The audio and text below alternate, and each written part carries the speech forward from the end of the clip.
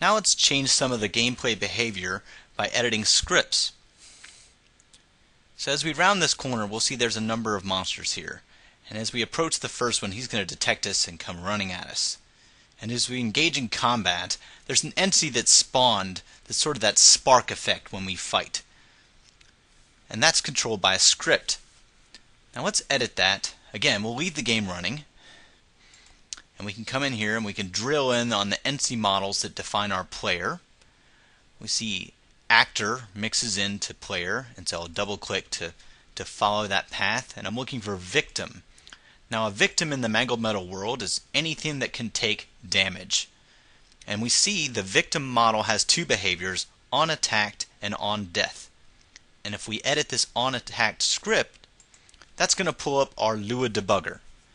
The Lua debugger is made to be very familiar to people who have worked with Visual Studio. It's got syntax highlighting, we can watch local variables, we can look at the call stack, we can have immediate mode execution.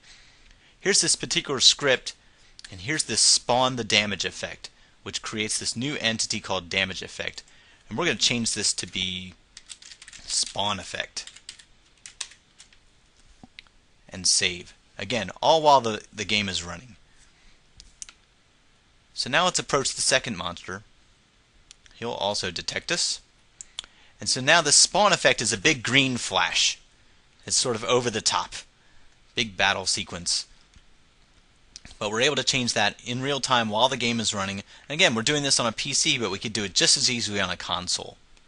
So it's easy to make script changes. There's even more we can do with the script debugger.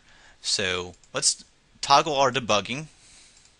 Whoops, I just turned it off. Let me turn it back on. And let's put a breakpoint in here. And so now whenever we get into this damage mode, we should pause our executable. So I'm going to attach this, get attacked by this last monster, and the game pauses right here in the onAttacked function. And let's add some completely new code in here. So we'll do something crazy. We're going to scale up our character by 20% every time he gets attacked. So we'll use some of the existing scripts in here for reference. So we're going to say the current scale is equal to the property self ID scale. So that's going to get the scale, and then we take that current scale and we increase it by 20%. And now let's set that property back on our player. So self ID. So we could also do this to an enemy. It'll increase it by 20%. Okay, we'll save that script change. We'll remove the breakpoint, hit play, and now you'll see every time I get hit, I should be increasing by 20% in size. I can do that also to my enemy, and he will also continue to grow.